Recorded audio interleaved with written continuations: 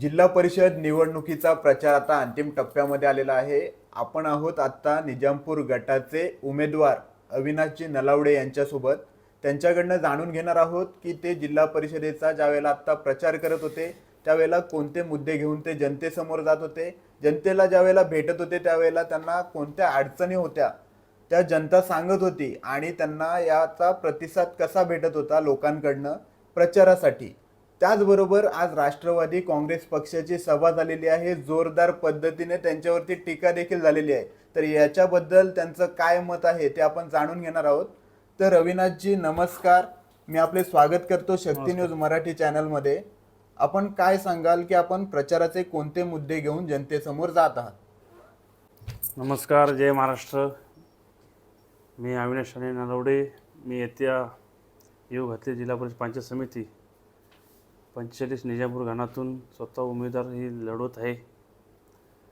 आणि माझं एकच धोरण असेल की असणाऱ्या मुलांना रोजगार, तसेच आरोग्य, शिक्षणासाठी, पर्यटकासाठी स्वतः प्रयत्न करेन आणि कसे निधी आणेन आणि कसे विकास करण्याचे काम मी करेल आणि हा माझा ध्येय असेल. आपण ज्या वेळेला प्रचारासाठी जनतेमध्ये जात आहात, आपल्या गटामध्ये फिरत आहात, तर प्रामुख्याने या जिल्हा परिषद गटामधल्या अडचणी तुम्हाला कोणत्या दिसत आहेत? प्रथम पहिली अडचण अशी आहे की जे मुले बेरोजगार आहेत ते मुंबईत कंपनी आज मुले मोठी ते आमच्याकडे MIDC झालेली आहे आणि मोठ्या मध्ये कंपनी येऊ घातलेल्या आहेत. तर जे मुंबई ठिकाणी स्थलांतर होत आहेत मुले, ते थांबवण्याचं काम मी थांबवेल. जेणेकरून त्यांना रोजगार कसा भेटेल ते प्रयत्न करेल. दुसरी गोष्ट आहे की बाबा इथं शिक्षणासाठी आज आम्हाला माणगाव या ठिकाणी 25 किलोमीटर यायला लागतात इथे शिक्षणासाठी. तर इथं कॉलेज कसा होईल हे सातत्याने मी प्रयत्न करेन. आजही नाही बोलत, त्याच्या अगोदरही बोलत होतो, पण ते प्रयत्न करेल. आणि बराच इथं येऊ घातलेले आता पर्यटक आमचे बराच इथं पर्यटक येत असतात आणि बराचसे ॲक्सिडेंट होत असतात त्या ठिकाणी. तर इथे एक 50 कोटीचा हॉस्पिटल व्हा ही माझी इच्छा असं आणि संकल्प असा ती नक्कीच मी माझ्या या पक्षाकडून आणि सगळ्यांचे म्हणजे मेहनत करून मी नक्की आणण्याचा प्रयत्न करेन. राष्ट्रवादी काँग्रेस पक्षाची सभा आज झाली. या सभेमध्ये जोरदार टीका टिप्पणी करण्यात आली.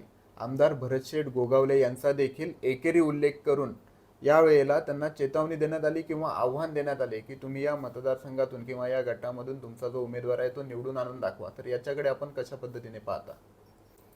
प्रथम मी त्यांनी आव्हान केलं, ते आव्हान स्वीकारायला आम्ही तयार आहोत. हा महाड, माणगाव, पोलादपूर माननीय भरतशेठ गोगावले यांचा मतदारसंघ आहे आणि त्यांचा बालेकिल्ला आहे. दुसरीकडे आज जे आव्हान करतायत ते ह्याच्या अगोदर आमच्या शिवसेना पक्षामध्ये होते.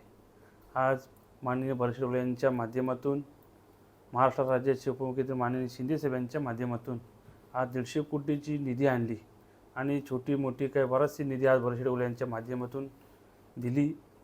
आणि ती देत असताना माननीय भरतशेठ गोगावले साहेबांच्या पाठीमध्ये खंजीर कोसून या लोकांनी जे काय आता वक्तव्य केले त्यांनी राष्ट्रवादी पक्षामध्ये प्रवेश केला. अशा या बोलणाऱ्यांना, शेटवर टीका करण्याचा यांचा प्रथम मी निषेध करेन. आज जी सभा झाली त्या सभेमध्ये आपल्या शिक्षणाबद्दल पण बोलण्यात आलं, तर आपण कसं पाहता याच्याकडे? मी आज एक गरीब कुटुंबाचा मुलगा आहे. विले हा माननीय हिरालाल महादेव विद्यालय विले ह्या शाळेमध्ये मी माझं शिक्षण पूर्ण केलं. 12वी शिक्षण तिथेच पूर्ण केला. या करत असताना मी त्या संस्थेचा चेअरमन आहे.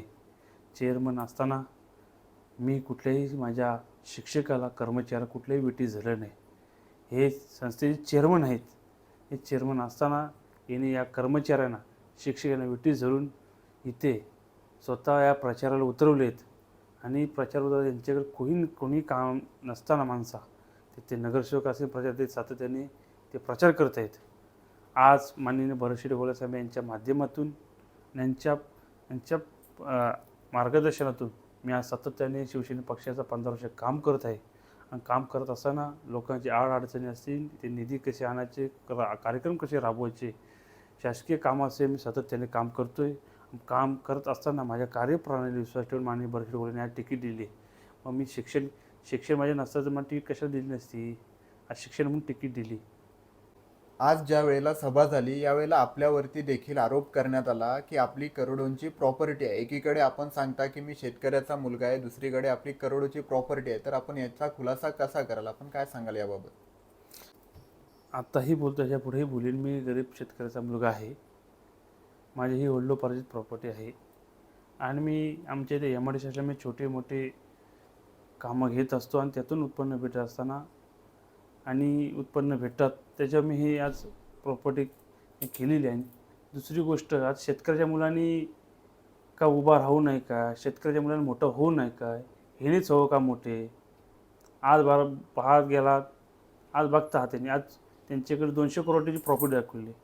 आज लिगली दाखवली आहे. जे अजून लिगल किती असेल, अनलिगल ती दाखवली नाही. मग जनतेने ठरवावा.